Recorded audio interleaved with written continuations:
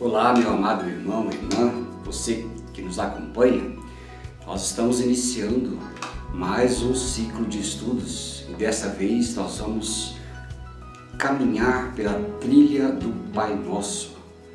Esse assunto tão simples, ao mesmo tempo tão importante para a vida espiritual e o estilo de vida de cada um de nós. Esse Pai Nosso é um assunto muito interessante, porque muitas pessoas encararam por muito tempo, ou muitas delas ainda encaram isso por muito tempo, como uma reza, como algo a ser repetido, e de forma com que aquilo vá surtindo algum efeito ao longo da vida, pela simples repetição. Mas não foi assim que nós encontramos na Bíblia, quando Jesus estava presente ali no seu contexto. O judeu, ele aprendia desde muito cedo as Escrituras. Os meninos, os judeus principalmente, a família, as meninas, elas sabiam dos rituais judaicos, as orações ensinadas pelos seus pais e pelos mais velhos, os anciãos. Porém, a gente vê que no convívio diário com o Senhor Jesus, os discípulos perceberam que as orações de Jesus eram muito diferentes das orações praticadas pela religião, que tornava aquelas orações obrigatórias e frias. Ao invés de andarem por esse caminho, verem a vida de oração de Jesus deixou eles um pouco intrigados. Eles observavam o fervor com que Jesus tinha os seus momentos de devoção e intimidade com Deus, e aquilo chamou a atenção deles. Por isso, um deles pediu a Jesus que o ensinasse a orar. Então veja, eles não pediram a Jesus para ensiná-los mais um conjunto de reza e de frases para que eles pudessem ficar repetindo o tempo todo. Não era essa a intenção dos discípulos. Mas o que chamou a atenção dos discípulos era observar Jesus orando de forma avivada, de um filho conversando com o pai, orando, conversando, sem se preocupando com as decorebas, mas simplesmente vendo Jesus passar tempos no lugar de oração, e aquilo para Jesus era uma naturalidade. Quem olhasse de longe pensaria que Jesus era louco, mas os discípulos observavam e viam que ele estava falando com o seu pai, mostrando aquela intimidade com o seu pai. E esse pedido humilde abriu uma surpreendente resposta do nosso Salvador. Ali ele explicou que a oração não é uma prescrição exata de palavras, muito menos um método automaticamente falado que garantiria algumas respostas ou que pagasse alguma penitência. Mas era sim uma conversa entre um filho e o seu pai. Ou seja, as súplicas a Deus não devem conter expressões somente eloquentes ou decoradas, ou repetições religiosas que nós acostumamos a fazer ao longo da nossa vida, mas palavras sinceras, vinda do íntimo da nossa alma e vinda do desejo e a sede de manter uma intimidade com o nosso Pai Celestial. Este é o sentido muito especial que um filho, um discípulo, deve ter com Deus. Mas olha, realmente orar não é fácil. Há muita dificuldade em orar. E é extremamente mais complicado orar do que trabalhar, dizia alguém. É mais fácil você pedir para alguém fazer uma construção de uma obra, ou de você mandar lavar a louça, ou de você mandar servir as mesas, ou de você limpar um chão de um departamento, de uma igreja, ou de um lugar onde você esteja servindo. Isso é mais fácil do que deixar alguém orando. Nós estamos hoje mais do que nunca muito agitados para poder parar e orar. Nossa mente não permite mais isso. Mas isso não é só hoje, é realmente mais fácil trabalhar do que orar. Orar, ela exige uma concentração muito grande, né? Orar é você e Deus, e não permitir com que sua mente divague por outros lugares, por muitas coisas a fazer. Por isso que um lugar de oração, ele deve ser planejado. Entrar num quarto ou ir para um lugar vazio. Eu lembro que a gente gostava de ir muito para um monte, uma montanha, orar. Lá no interior a gente tinha mais facilidade. Era o lugar onde você podia parar para falar com Deus. Parar e não ter nenhuma distração. Não é? Essa oração, ela é intensa, ela é necessária, né? E ela deve ser encarada por nós como algo muito importante. É muito comum não darmos importância para a oração. Essa questão do processo da oração é um tempo de investimento que nós fazemos. A maioria dos nossos problemas modernos, ela se origina no tempo exagerado que passamos usando as mãos e do tempo insuficiente que passamos usando o joelho. Disse isso muito bem Iver Boiner. Ele era um pregador importante. E já um outro pregador chamado E.M. Bounds foi um pouco mais à frente e disse assim: o pequeno valor que damos à nossa oração torna-se evidente pelo tempo que dedicamos a ela.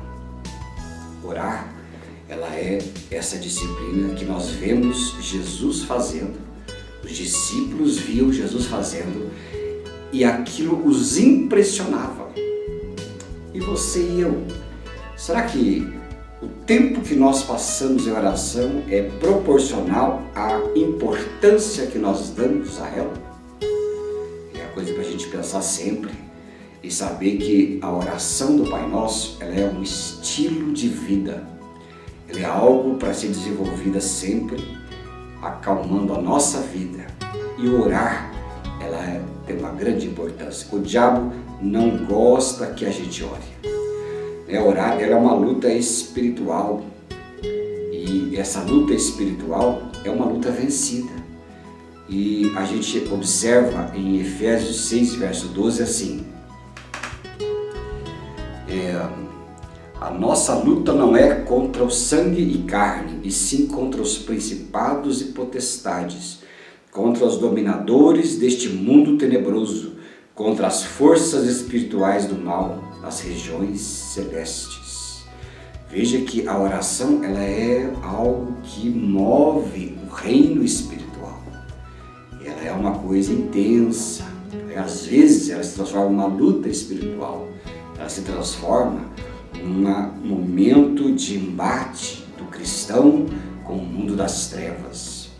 Às vezes nós somos tentados a ver nossos inimigos de carne e osso, queremos nos vingar, queremos falar mal, queremos difamar ou provocar tantas reações ruins, mas nós precisamos, isso é uma coisa incrível e fácil de perdermos de vista. Precisamos, em primeiro lugar, vencer e ganhar a luta espiritualmente para depois ganharmos e desfrutarmos das lutas físicas. A gente tem que perceber que a nossa luta não é contra a carne nem sangue, mas contra os principados e potestades que agem por trás das pessoas, por trás das situações. E também a questão de oração, ela não é um assunto para o homem natural. A oração, ela é assunto espiritual, porque é assim que a gente percebe as realidades espirituais que ela encontra. A oração, veja, ela é de um ser físico como o nosso, para um ser metafísico, que é o nosso Deus, que é o reino espiritual. E a oração, ela deve ser encarada assim. O homem natural não gosta de orar. E o corpo, a carne, não gosta de orar porque ela pende para a naturalidade, ela pende para a carnalidade. E é por isso que às vezes a gente tem tanta dificuldade na oração, porque ela é uma realidade espiritual, ela é movida pela fé que nós desenvolvemos.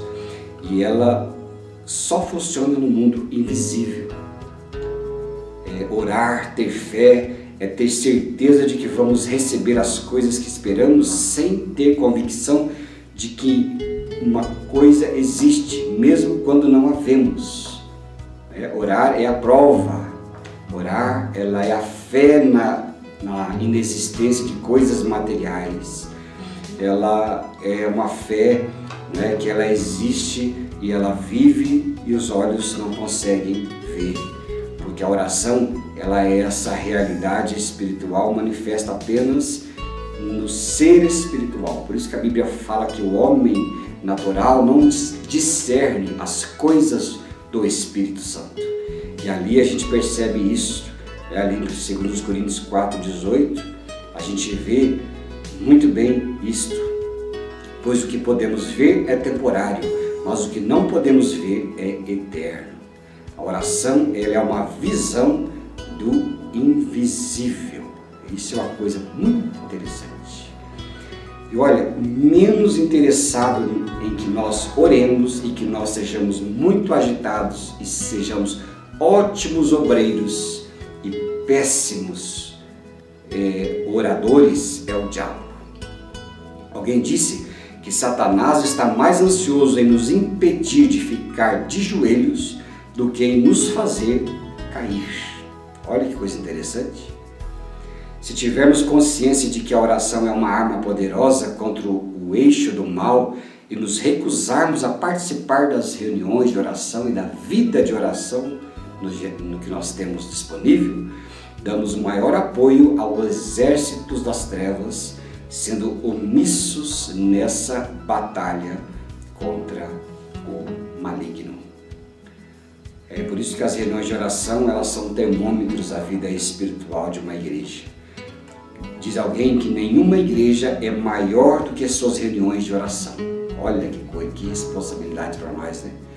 Todos nós devemos orar em nosso lugar secreto, mas se nós não orarmos juntos como igreja, não somos uma igreja de verdade. Jesus deixou para nós o exemplo. Os discípulos pediram: ensina-nos a orar, Senhor. E nós, que vamos empreender essa trajetória de oração do Pai Nosso, eu convido a você a fazer como eu, a pedir para o Espírito Santo: Espírito Santo, me ensine a orar, me capacite a orar. Leva a minha carne à morte, para que a vida espiritual se manifeste. E assim precisamos prosseguir nessa aventura vitoriosa que é a oração. E olha, não há desculpa para ninguém a não ser para o joio. Então, de joelhos dobrados, vamos aprender e pedir para o Espírito Santo: ensina-nos a orar. Próxima semana nós continuamos. Enquanto isso, fica essa tarefa para você. Um grande abraço, que Deus o Pai nos abençoe.